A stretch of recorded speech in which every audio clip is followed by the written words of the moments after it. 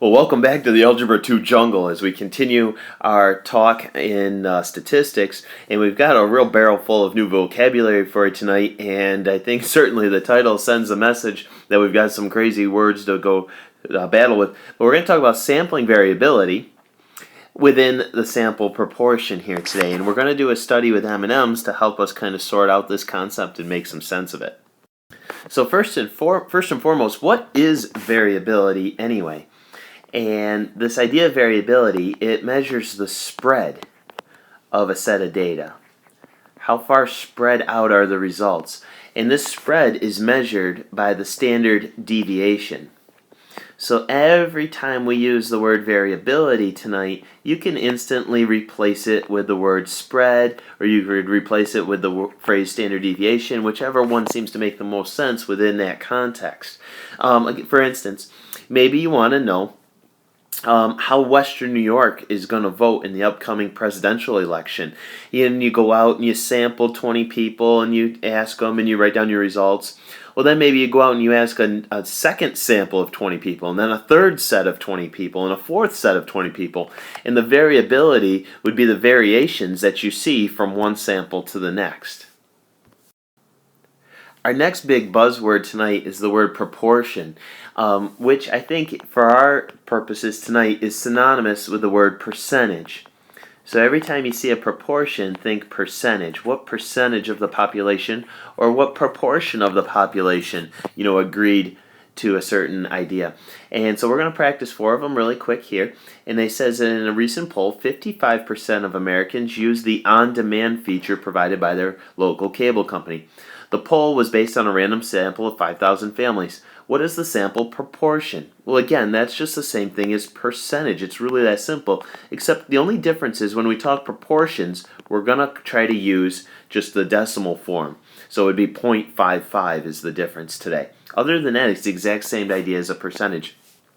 The next one here, labeled number 3, in a recent survey, they interviewed 3,286 New Yorkers, and 2,110 of them responded that they preferred Pepsi over any other cola product as long as the prices were all the same. What is the sample proportion that preferred Pepsi? Well, again, proportion, we're going to think percentage. And so what I did is I took the 2,110 that said they preferred Pepsi, and I divided it by the total number of people in the survey, 3,286. And that gave me approximately 0.64 if I go 2 decimals here today. So, 64%, or in this case the proportion is 0.64. The next one says that 8,500 undergraduate college students were polled and asked whether they were taking 16 or more credits this semester.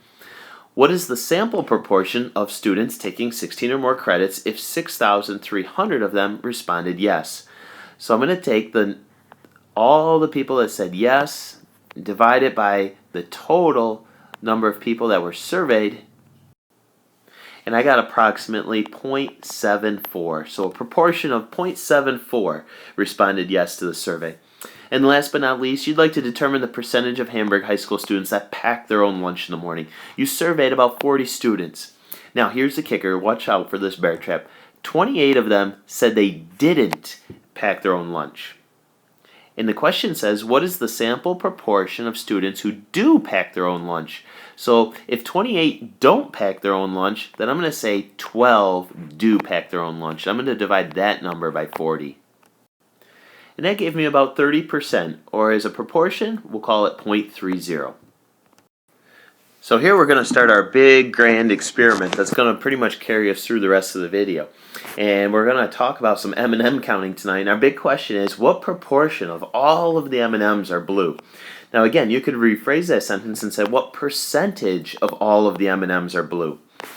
And real quickly here, our big goal today is to use data from a sample to estimate the population's percentage, or again, proportion. Okay, here's how our crazy M&M experiment is going to go. There is a grand total of 200 M&Ms in a container, and this is a combination of all the colors you could imagine for M&Ms. And so all 200, that's what we're going to call the population, because that's the grand total we're working with. Now, what we're going to do is, from that container, we're going to draw 20 M&Ms with replacement, and that's going to be considered my sample. Because I don't feel like dealing with all 200 of the M&Ms, so I'm just going to pull 20 of them out and see if I get the same percentage. Now, the key here is replacement. So imagine yourself kind of shaking the container to randomize all of the M&Ms, and you're going to pull one out. You're going to record what color it is. You're then going to put it back in the container and then shake it all up again real good, again to ensure the randomization of the M&Ms, and continue to repeat that 20 times. Now, when our first student, we'll call him Abe, when he did that, after he got done with pulling 20 out, he had a grand total of 4 blue M&Ms. And his proportion would be 4 out of 20, which turns out to be 0.20. Okay, about 20% of his M&Ms were blue. Now our second student, Bert, he pulled out a total of 6 blue M&Ms, and his proportion, or 6 out of 20, turned out to be 0.3. Approximately, or 30% of his M&Ms were blue. Our third student, Cale, pulled out a total of 7 blue M&Ms, and his proportion was 0.35. Okay. Now, what we're going to ask each of these students, we're going to go around the room, and let's say there's 24 students in this classroom, and these are the first 3. Let's imagine that 21 more students performed the same experiment that these 3 did. And what we're going to do is we're going to ask them to all share their proportions together, and here's what it's going to look like on a histogram. Now, let's say there's 24 students in the class, and we asked each of them to repeat their experiment twice. And then we asked them, each student, to share what their proportion was, and we constructed this, what we call sampling distribution. And so, for instance, when we asked Abe, what was your first proportion? And Abe said, it was 0.2. So that first dot right there represents Abe's first proportion. And then we asked Bert, what was your first proportion? And he said it was 0.3. And then we asked Cale, what was your first sampling proportion? And that was 0.35. And we went around the room and everybody shared theirs, and we constructed this sampling distribution of sample proportions so we can kind of compare how the class was. Well, what happened was we ended up typing them all into our calculators, and we got a mean, or an average, of 0.234. So on average, our class, about 23% of the M&Ms were blue. With a deviation of 0.091, remember, this measures how spread out the data is, which, in other words, our new buzzword today is, it measures the variability. What was the variation in the different results that everybody had? So we're going to ask you a bunch of questions. I'm going to copy and paste this sampling distribution, and we're going to go answer a bunch of questions. Now, let me remind you that, again, anytime you see this word proportions, if you want to mentally replace it with the word percentages, that's a great strategy, I think, to use tonight. Now, so what is this graph of all of our sample proportions combined together? What is it called? And that is, as the title suggested on the last page, we call that the sampling distribution of sample proportions. The sampling distribution of the sample proportions. So each student in the class found their sample proportion and then in fact repeated it a second time. And then we combined everybody's together and we got 48 different sample proportions, and this graph represents the distribution of all of them. How would you describe the shape of this graph? I would say, well, I'll tell you what, it's approximately symmetric. Now, I wouldn't say it's exactly symmetric, but we could say it's approximately symmetric. Symmetric basically suggests, in this case, that it's tallest in the middle, and then the graph simply tapers off from there in both directions. And I'll also say that it's approximately mound-shaped. I think that's also helps us describe what it looks like. Alright, how about what's the smallest sample proportion that any one student observed? And I would zero in on this number right here. That sample proportion is 0.05. In other words, that's 5%.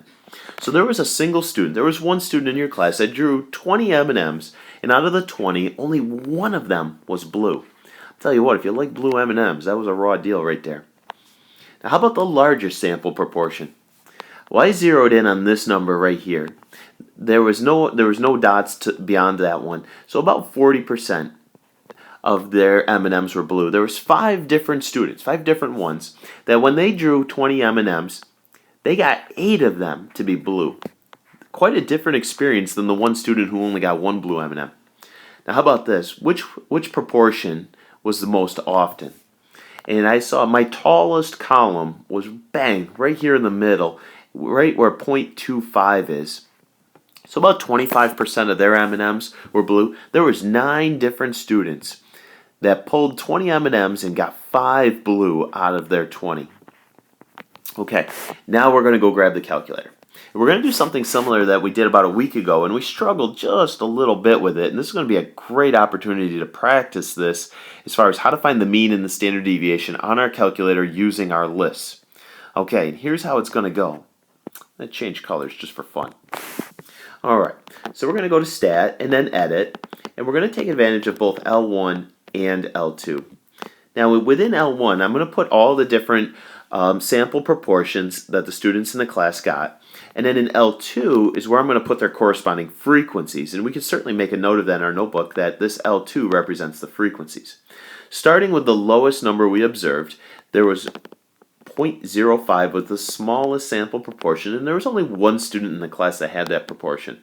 The next sample proportion was 0.10, and if you count up the dots in that column right there, we're seeing 4. There's 4 different students that had a sample proportion of 10%. And then there was 15%, and there was 9 students. And then there was 20%, or a proportion of 0.20, and again, 9 students. And then the next proportion was 0.25, and I think I misspoke earlier. I'm counting, when I look at this row now, I'm counting 10 in that row. So there's 10 students. I think earlier I might have said 9. The next proportion was 0.30, and it looks like there were 7 students, and then 0.35, and there was only 3 students. Cal was one of them, our buddy from earlier, and then the last one was 0.40, and it looks like there was 5 students that had 40%. Now that I'm done filling in my list, I'm going to go back and I'm going to hit the Stat button, which again, if you lost that button, it's right underneath Delete. And this time though, instead of editing, I'm going to go over one menu to the Calculate menu, which is abbreviated Calc. And we're going to choose option number 1, one variable stats. And believe it or not, we're always going to choose one variable stats, even though it feels like we maybe in this case should be using 2 variable stats because you're using 2 different lists. Well again, you're using 2 lists, you're not really using 2 variables. The sample proportions are the one and only variable that's in play. The frequencies are not considered a variable here. Okay. Now, if you have a stat wizard, which I think from earlier I noticed that about 80% of the class has the stat wizard on their updated calculator, and you're going to type in L1, and then you're going to arrow down, and it says frequency list, and you type in L2, and it's very important that we type in the L2, and then you can hit enter from there. If you don't have the stat wizard, then right here on the home screen you'll do L1, comma, which is just above the 7, and then L2. And the L2 is the blue letter just above the numeral 2. And when you hit enter, and this is how we'll know for sure that we both did it right, is you should be getting a mean of 0.234. And you should be getting a sample standard deviation. You're looking for the lowercase sigma, and the the standard deviation is going to be 0.091. So hopefully you're seeing the same letters on your calculator screen. If not, we'll try to tackle that in class tomorrow. Now the M&M factory, and I got to scribble this number out, that is not correct. The M&M factory says that the population proportion of blue M&Ms is supposed to be 0.25. So they say everything that comes out of our factory, 25% of them are blue. Now how does the average or the mean of our sampling distribution compare with what the factory claims is their population proportion? And what you're going to notice, you're going to compare this number of 23.4% to the factory's 25%, and we're going to comment that they're very close. Very, very close.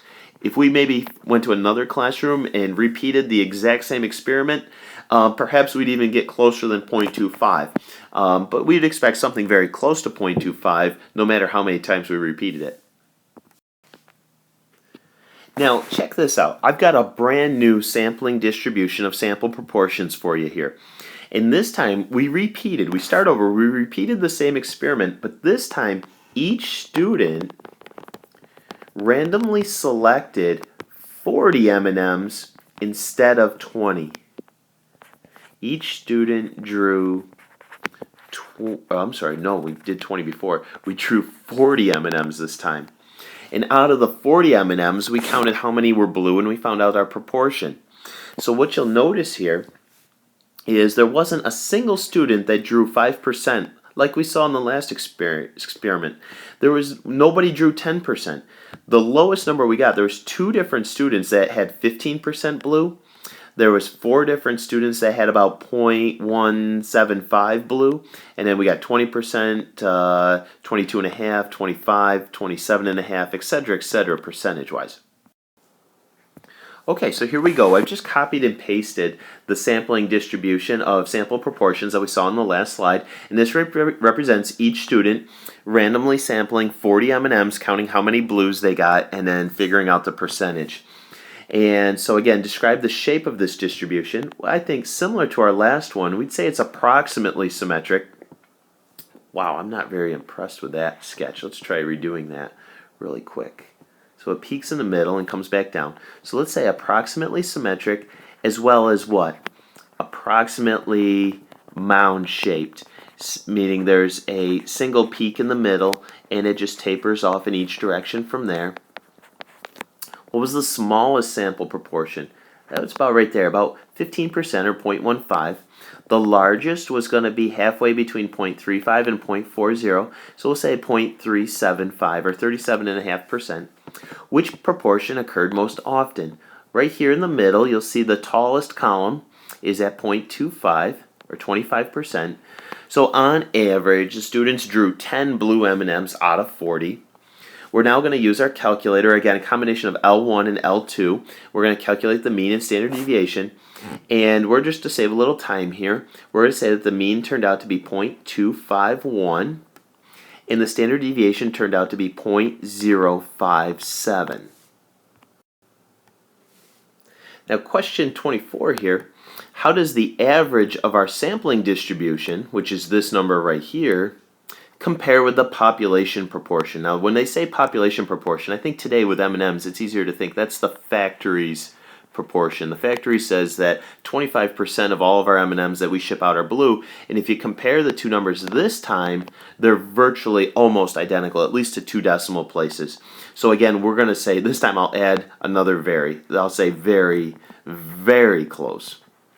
In fact, we know that they're perfect matches to 2 decimal places. Now the next question, 25, says, how does the mean of the sampling distribution based on random sample sizes of 20? Now wait a minute, time out. What are they trying to say here? Basically, go to the earlier in your notes, when our sample sizes were only 20, what was the mean that we had there? That first mean was 0.234. Well, how does that compare to the mean or the average we're getting now that our sample sizes are 40, which is 0.251? They're very, very similar, of course.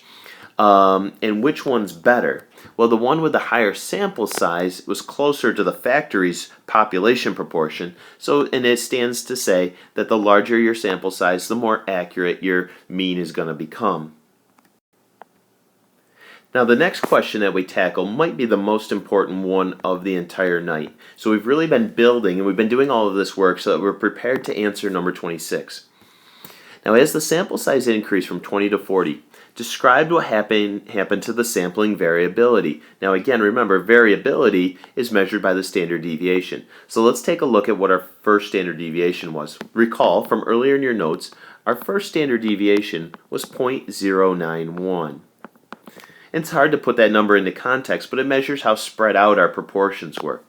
Now, once our sample size increased or jumped to 40, now our standard deviation actually dropped to 0.057. So we're going to say that the variability decreased. And that is a great thing to happen. Why is that a good thing? Well, remember, we want to be as consistent as possible, and the more consistent we could be with our sampling, the better. So when our variability decreases, that means we've improved our consistency. Now, what do you think would happen to the variability, or the standard deviation, if our sample size jumped up to 80 instead of 40? Well, I think it would improve even more. So I think our variability would drop even more than it already has. Or I'll say in this case, to be more specific, I'll say the variability would be less than 0.057 because I'm saying it's going to decrease even more. Now let's try to summarize everything that we've done here through this M&M experiment. And this sentence here in 28, I think it's a hard one to read, and it's one that I have to try to read once or twice. The average or the mean of the sampling distribution of the sample proportions, okay, which is everything we did as a class, will be approximately equal. I'll try to squeeze in this word, approximately equal to the value of the population proportion.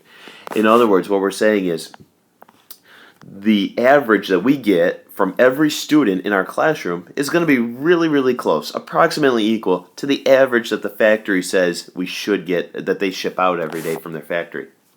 And then number 29, the big bear, as our sample size increases, and that's a good thing.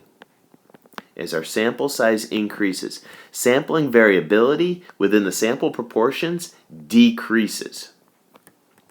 In other words, the standard deviation of the sampling distribution of the sample proportions decreases. All right? And basically, this last sentence tells us everything that we really want to know at the end of the video tonight is as sample size increases, our variability goes down. What I'm doing right now, I want to picture, I'm holding both of my hands out in front of me right now. My left hand represents the sample size, and my right hand represents my variability or my standard deviation score. And as my sample size increases, I'm going to raise my left hand in the air, and at the same time, my right hand is going to drop, signifying a drop or a decrease in my standard deviation. And so they have like this inverse relationship. And hopefully we're going to bring it to life tomorrow in class by doing a similar experiment, and by doing it in real life and getting our hands on it, I think it's going to make even more sense. So nice job hanging in there tonight, and we'll take it to another level tomorrow.